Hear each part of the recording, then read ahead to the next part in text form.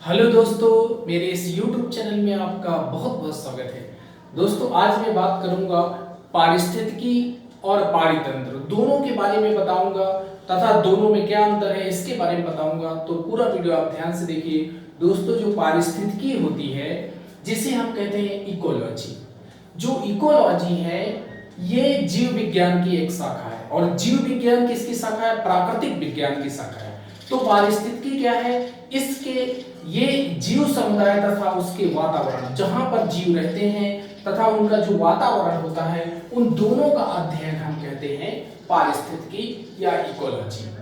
तो इसको आपको समझना है। पारिस्थितिकी शब्द यानी इकोलॉजी शब्द का प्रयोग सबसे पहले 1865 में रेटर ने किया था और इसके बाद अर्नेस्ट हैकल ने 1869 में अर्नेस्ट हैकल ने इसे आर्कियोलॉजी कहा।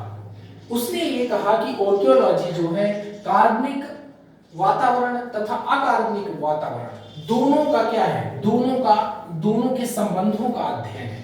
जो इकोलॉजी है वो कार्बनिक और अकार्बनिक दोनों वातावरणों के संबंधों का अध्ययन कहा इकोलॉजी ने। और इकोलॉजी की जो इकोलॉजी शब्द है उसको अर्नेस्ट हैकल ने इकोलॉजी कहा। और उसने ये बताया कि कार्बनिक और अकार्बनिक वातावरण के पारस्परिक संबंधों का अध्ययन ही इकोलॉजी है। इसके बाद यूजीन ने क्या किया? यूजीन ने 1963 में इसको परिभाषित किया और ये कहा कि जो इकोलॉजी है वो प्रकृति की संरचना एवं प्रक्रिया का अध्ययन है। जो प्रकृति की संरचना है और उसकी जो प्रक्रिया है उसका अध्ययन है क्या? पारिस्थितिकी। ये चीज बताया इन्होंने। तो आपको याद रखना है कि सबसे पहले इस शब्द का प्रयोग किया रेटर ने 1865 में, अर्नेस्ट हैकल ने इसे इकोलॉजी कहा और उसने ये कहा कि कार्बनिक तथा अकार्बनिक वातावरण के संबंधों का अध्ययन ही इकोलॉजी है। ये तो मैंने बताया आपको इकोलॉजी के बारे में। अब मैं बताऊंगा आपको इकोसिस्टम के बारे में। इकोसिस्टम की सर्वप्रथम संकल्पना दिया 1935 में टांसले ने। सबसे पहले इसकी इकोसिस्टम की संकल्पना, सिस्टम जो इकोलॉजी है और इकोसिस्टम, इकोलॉजी क्या है? ये साइंस है, ये विज्ञान की शाखा, और इकोसिस्टम एक तंत्र है। सिस्टम मतलब तंत्र। तो इकोसिस्टम की संकल्पना सबसे पहले 1935 में टांसले ने दिया और उसने ये बताया कि ये एक भौतिक तंत्रों का विशेष प्रकार होता है।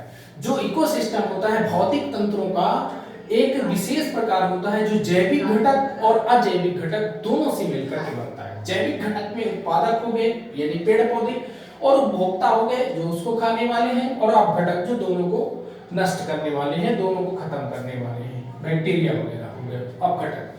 तो उसने कहा कि जैविक घटक और अजैविक घटक। अजैविक घटक में कौन कौन से आएंगे? जिसमें भौतिक, अकार्बनिक और कार्बनिक। भौतिक में प्रकाश, तापमान, आर्द्रता और वायु और स्थल आकृति, ये सब भौतिक के अंतर्गत आते हैं। अकार्बनिक में क्या हो गया? जल हो गया, मृदा हो गया, वायुमंडलीय गैसें, खनिज, चट्टानें, तत्व, ये सब हो गए अकार्बनिक। कार्बनिक में क्या? कार्बोहाइड्रेट हो गया, प्रोटीन हो गया, वसा और ह्यूमस या यूरिया हो गया।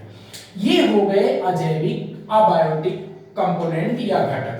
तो जैविक घटक और अजैविक घटक दोनों मिलकर के किसका निर्माण करते हैं? उस इकोसिस्टम का निर्माण करते हैं। और यही संकल्पना दिया टांसले ने। तो चलिए दोस्तों, इसके दोनों के बारे में अंतर आप समझ गए। इकोसिस्टम क्या है और इकोलॉजी क्या है, दोनों के बारे में मैंने आपको बताया। तो चलिए आज बस इतना ही, मिलते हैं अगली वीडियो में, तब तक के लिए नमस्कार।